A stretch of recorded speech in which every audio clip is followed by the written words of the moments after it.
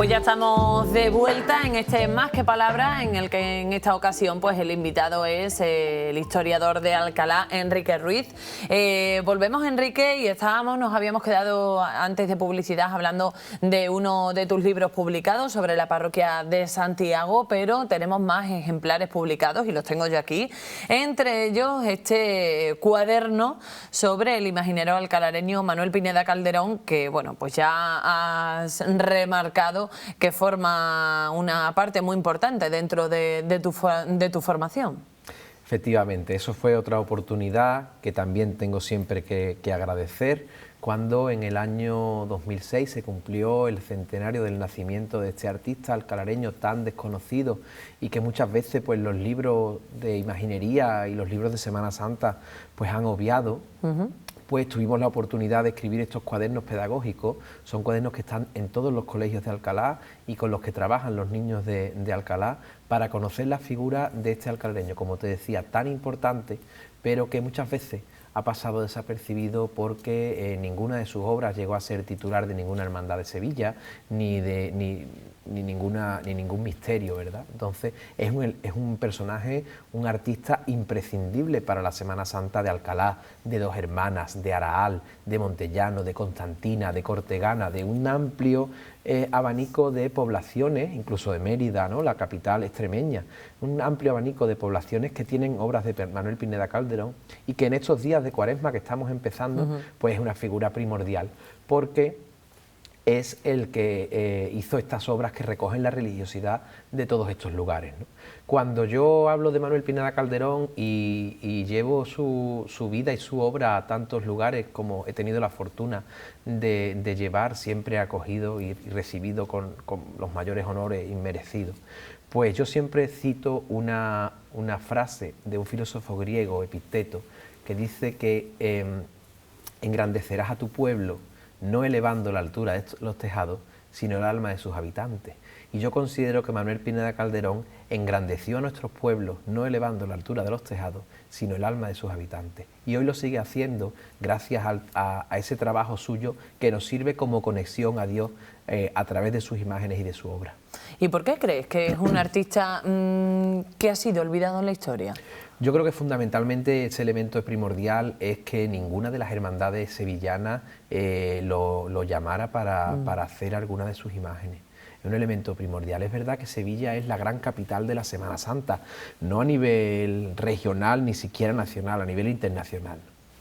Entonces hay un elemento muy importante, que han sido muy estudiados los titulares de las hermandades y bueno, en esta misma época, cuando él trabaja a partir de la reposición artística después de la Guerra Civil y la fundación de nuevas hermandades en el siglo XX, pues se han estudiado muy bien personajes como José Paz Vélez, José Rodríguez Fernández Andés, Sebastián Santos, Antonio Illanes, todos autores el propio Castillo Lastruzzi, ¿verdad? Todos autores de obras que procesionan por las calles de Sevilla. Sin embargo, Manuel Pineda Calderón, como no llegó a hacer ninguna obra, siempre fue quedando relegado, apartado, ¿no? Y en esta microhistoria de la que yo te hablaba antes, pues hemos intentado rescatar siempre su figura e intentar llevar a las diferentes localidades pues la obra y la vida de Manuel Pineda Calderón, para que esas obras que conservan pues que sean valoradas aún más, ¿no? Un imaginero que estuvo en la primera fila, como estos otros que te he nombrado, que muchas veces los libros han olvidado, pero que nosotros, en nuestro afán por darlo a conocer, pues seguimos presentándolo y seguimos hablando de él, ¿no? Se trata de un ejemplar que forma parte de un cuaderno, Enrique, o sea, de una colección. Efectivamente, durante muchos años el Ayuntamiento de Alcalá y su Delegación de Patrimonio, que es algo muy inusual, pero que nosotros en Alcalá valoramos muchísimo, ¿no? Pues estuvo generando una serie de cuadernos pedagógicos dedicados a elementos importantes de Alcalá, como el castillo, los molinos, Gandul. Y uno de ellos, pues como te digo, en aquel aniversario, pues se dedicó a Manuel Pineda Calderón. Y así pues también pues se le dio la importancia, ¿no?, que merece este artista alcalareño, y que bueno, pues ha pasado a la historia también gracias a su obra, pero también pues a trabajos como los que haces tú en este caso, que pone en valor su obra. Sí, además, como te decía antes, ¿no?, he visitado muchísimos lugares, la propia Mérida, Valverde del Camino, los que te citaba comentaba antes, Dos Hermanas, Araal, recientemente, pues donde voy a hablar de su figura para darlo a conocer, ¿no? También tuve una oportunidad de oro, hay que ser siempre agradecido, y yo estoy muy agradecido a la familia Ojeda Olivero que guardaba mucha de la documentación de este artista, y entonces puso a mi disposición toda esa documentación, y de su estudio han salido elementos tan interesantes como, por ejemplo, que un elemento que se desconocía, que en la imagen del Sin Pecado de la Hermandad del Rocío de Barcelona, pues es obra de nuestro alcalareño. Sí. Efectivamente, entre su documentación apareció la realización de una Virgen en miniatura, cabeza, manos y niños, para el Sin Pecado del Rocío de Barcelona. Madre mía. Esa obra, que se conserva en Barcelona y viene todos los años al monte, a la peregrinación, en Barcelona no sabían quién la había hecho, y como los historiadores tenemos también investigación en todos los sentidos, pues localicé el teléfono, llamé a la hermandad y le resultó una alegría muy grande. Pues, o sea, que ellos tampoco sabían que él había sido... Ellos no lo sabían, no. Porque además ellos encargan el Sin Pecado aquí a un taller de bordado, y el taller de bordado es el que contacta con Manuel Pineda Calderón. Y si además damos un paso más, ese Sin Pecado es el que en el año 93 está en el Rocío cuando viene San Juan Pablo II, o sea, esa obra y lo bendice, esa obra de Pineda Calderón bendecida por un Papa Santo. O sea, que son elementos, como te decía, ¿no?, muy satisfactorios cuando llamas a Barcelona, se lo cuentas y entonces ellos pues se vuelven locos de contento, ¿no? Es un elemento muy bonito. Y cuando llegas a los sitios, y hay un elemento también muy simpático, que es que cuando tú hablas de los contratos, por ejemplo, ¿no?, y las personas que contrataron la imagen, y termina la conferencia y se levanta una señora y te dice: mira, el nombre que has dicho es el de mi padre. Es muy emotivo. Y me da mucha alegría que hoy hayas hablado de mi padre, ¿no? Entonces, todos esos elementos me han proporcionado en estos estudios y en estas conferencias que he llevado por tantos sitios momentos muy bonitos. Pues la verdad que sí. La verdad es que sí, vamos descubriendo poquito a poco más cositas que seguro que muchos de los que nos están viendo incluso ni lo saben. Otro de los libros que has publicado, Auxiliadora de Alcalá, Historia, Devoción y Arte. Enrique, ¿qué podemos encontrar en esta obra? Pues mira, ese fue el libro de la coronación de María Auxiliadora. María Auxiliadora se corona en el año 2014 con motivo del centenario del colegio, el colegio en el que trabajo, en el colegio donde estudié, pues el espíritu salesiano en mi familia, desde mis abuelos, pues ha estado muy presente, ¿no? María Auxiliadora es una de las grandes devociones en casa. Y bueno, yo le decía a la Virgen el día de la presentación del libro que, bueno, que a ella no se le podían regalar mantos, ni se le podían regalar grandes joyas, ni un ajuar completo, porque es una imagen de talla. Y además yo tampoco podía, económicamente no me lo permite. Pero yo sí lo que podía hacer era hacerle ese regalo, y ese fue mi regalo a la Virgen con motivo de la coronación. Hicimos un estudio de la historia, de la devoción y del arte de María Auxiliadora, ¿no? El comienzo fue el informe que se remite al arzobispado de la imagen, de la obra escultórica. Entonces yo hago un trabajo en ese sentido, porque hay que preparar un dossier con toda la documentación. Y uno de los capítulos me lo encarga el entonces director del colegio, Gustavo Martagón, me encarga el estudio de la imagen. Yo lo preparo y aquello quedó. Yo quedé tan satisfecho de aquel trabajo que dije: esto no, como tú me decías antes, ¿no?, esto no se puede quedar aquí. Entonces, en aquel verano de 2013, nos metimos en el archivo del Colegio Salesiano, buscamos todas las noticias que encontramos sobre María Auxiliadora y compuso el capítulo de historia. El capítulo de arte, como te decía, ya estaba escrito, y de aquel informe, ¿no? Y el capítulo de la devoción se escribió solo. Claro. Porque cuando yo empecé a pedir pequeñas imágenes, recuerdos, medallas, poemas, pues se escribió solo porque empezó a llegar. Y todo el mundo, y muchísima gente me llamaba y me aportaba. Entonces ese capítulo no es realmente mío, sino que es un poco de todos, ¿no? Entonces fue también un elemento muy bonito, muy satisfactorio cuando después de tantos meses de trabajo delante de la Virgen se presenta este libro en el año de su coronación, ¿no? Y que fuera el libro de de su coronación. O sea que en este capítulo de la devoción podemos encontrar vivencias personales, individuales. Sí, mira, ahí hay, por ejemplo, un estudio, una explicación del himno de la Virgen, del Reídos a tus plantas, vinculado exactamente al Colegio de Utrera, canciones que se habían cantado a lo largo de la historia dedicadas a ella, poemas de tantas personas, fotografías pues de almanaques de María Auxiliadora en los puestos de trabajo, la medalla de María Auxiliadora en los carritos de los bebés, en los carritos de los bebés, pero también en las lápidas del cementerio, ¿no? Entonces ese elemento de cómo la devoción está presente en tantos y tantos sitios y la devoción de María Auxiliadora es tan importante en Alcalá, ¿no? Bueno, María Auxiliadora, Pineda Calderón, tenemos mucho de lo que hablar y bueno, sobre todo tú, Enrique, pero también tenemos otro de los libros que has publicado aquí, Pregón de la Semana Santa, que no es un libro como tal, me imagino que será el pregón que tú realizaste para la Semana Santa de Alcalá, para la Semana Grande en el año 2008, que bien nos has comentado ya, que eres una persona pues muy vinculada al mundo cofrade alcalareño, no solo por la afición que tienes al arte, sino por también que has estado muy vinculado desde pequeño. Me imagino que realizar y pregonar realizar el pregón de Semana Santa tuvo que ser un orgullo, pero también una responsabilidad enorme, ¿no? Sí. Porque es como el pregón de los pregones, ¿no? Efectivamente.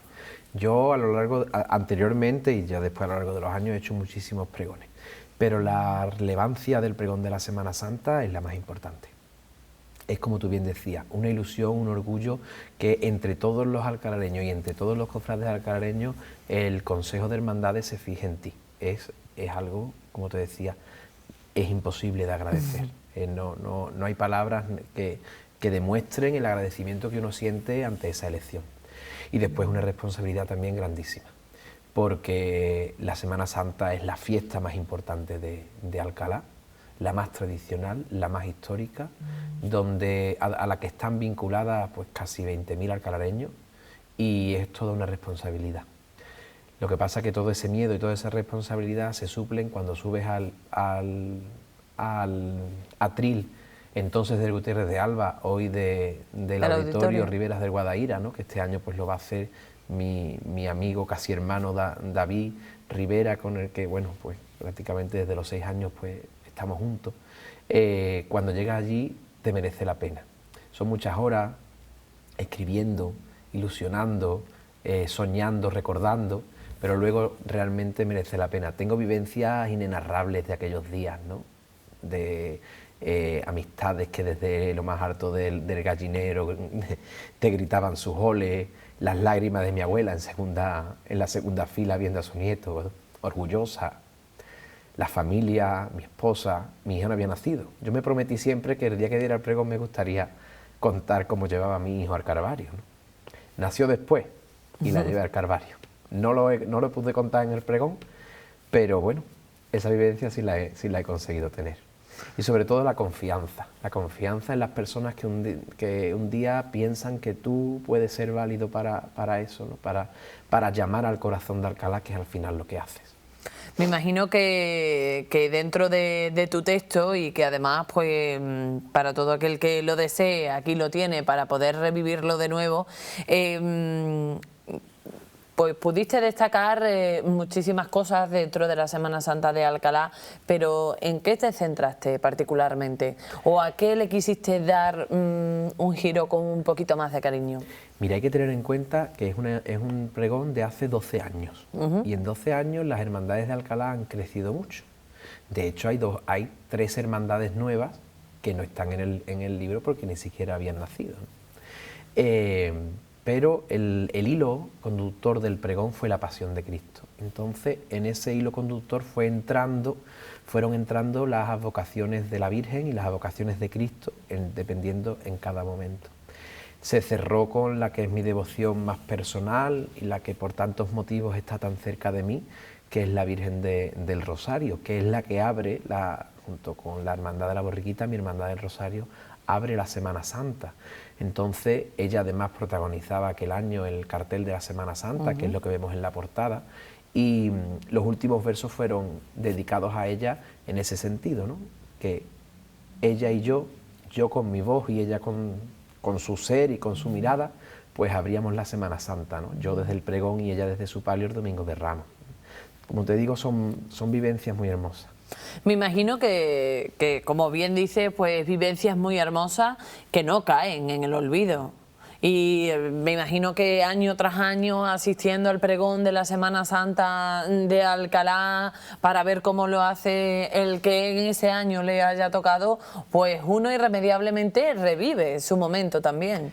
Mira, te estoy recordando momentos y te estoy contando vivencias de aquel día y me vuelvo a emocionar y han pasado 12 años. Y por supuesto, cuando tú ves a otra persona en ese mismo sitio donde tú estuviste, primero valoras el arrojo que ha tenido para subirse, porque tú sabes lo que es eso. Claro, porque ya has pasado por ahí. Y segundo, ves cómo él está poniendo, él o ella, porque hemos tenido también pregonera, recuerdos a María José Gravalosa, pues está poniendo encima de la mesa, encima de su atril, el corazón, su propio corazón, cofrade, para enseñarlo a Alcalá. Y es lo mismo que hiciste tú en aquellos días, ¿no? Entonces, es muy bonito y como te decía antes con la colección de arte hispalense, ¿no? Tu nombre, tu trabajo, tu ilusión y tu pregón en la misma página de la historia de Alcalá, que, bueno, que personajes tan importantes, pues no quiero destacar ninguno para no olvidar otros, pero han pasado por el atril del pregón de la Semana Santa, han pasado personajes muy importantes, cofrades muy ilustres, grandes poetas, que ya te digo, que merecidamente pues uno se codea con ellos y está en esa misma página de la historia de Alcalá. Enrique, pregonero de la Semana Santa, pero pregonero también de muchos más pregones. Bueno, pues gracias a Dios sí. La primera puerta, nuestro patrón San Mateo, 1999, y después, pues bueno, el pregón de la Navidad en San Juan de Dios y en mi casa salesiana, donde había que cambiar pues, radicalmente de registro, ¿verdad? Pero al final el registro del corazón es el mismo. Pero también fue muy bonito el hablar de la Navidad, mantenedor de la cena real también, de la cabalgata de Reyes Magos, de mi cabalgata de Reyes Magos de Alcalá, también en el mismo registro navideño, exaltador de la saeta, de la tarde del Viernes Santo, de mi Hermandad del Santo Entierro en 2 ocasiones, de tantos y tantos pregones y tantos momentos en los que uno, bueno, pues con su voz y lo poquito que sabe escribir, pues se sube allí y, como te decía antes, ¿no?, llama al corazón de los que te escuchan. Bueno, ya hemos escuchado mucho de Enrique, pero seguro que nos queda mucho más por escuchar. Bueno, hay que seguir caminando, ¿no? Y eso, y nunca cerrar, por supuesto, ni puertas ni oportunidades, pero bueno, que tampoco, que se pueden plantear todavía muchas cosas, ¿no? Eres muy activo, como hemos podido descubrir a lo largo de todo el programa, pues en toda la investigación del arte de Alcalá dentro de tu trayectoria profesional, pero también eres muy activo dentro del mundo cofrade, no solo a través de todos estos pregones que has realizado, sino porque también formas parte de muchas hermandades y actualmente eres vicepresidente del Consejo de Hermandades y Cofradías.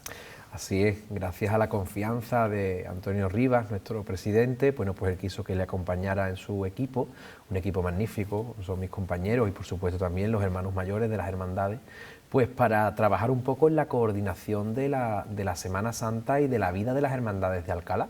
Es verdad que lo que más se ve pues son estos tiempos, ¿no? El pregón, la Semana Santa, con toda esa coordinación hay partes muy hermosas y muy llamativas, ¿no?, como ese Vía Crucis maravilloso, el propio pregón, y hay otras que no lo son tanto, pero también son necesarias, ¿no?, la coordinación pues con tantas entidades como colaboran para que la Semana Santa sea un auténtico éxito, ¿no? Te estoy hablando, por ejemplo, de policía, de la recogida de residuos, de las sillas de la plazuela, la carrera oficial, de las personas que se encargan de que los cables no hayan bajado para que los crucificados no den... Claro, todos los elementos que hay que tener en cuenta para que todo salga correcto. Y ese es el trabajo del Consejo, ¿no? El Consejo que a mí me gusta llamar el Consejo de todas las hermandades, porque todos somos consejos.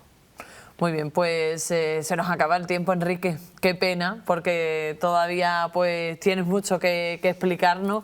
Pero bueno, en principio muchísimas gracias por acompañarnos esta noche y bueno, pues podemos invitarlos también para otra noche para que nos siga hablando ya cuando finalice la tesis y nos venga a contar todas las novedades que vamos a poder ver de estas 4 parroquias históricas. Muchísimas gracias, Enrique, por acompañarnos esta noche y a todos ustedes, pues recuerden que el martes que viene volvemos con un nuevo invitado aquí en Más que Palabras, así que les espero.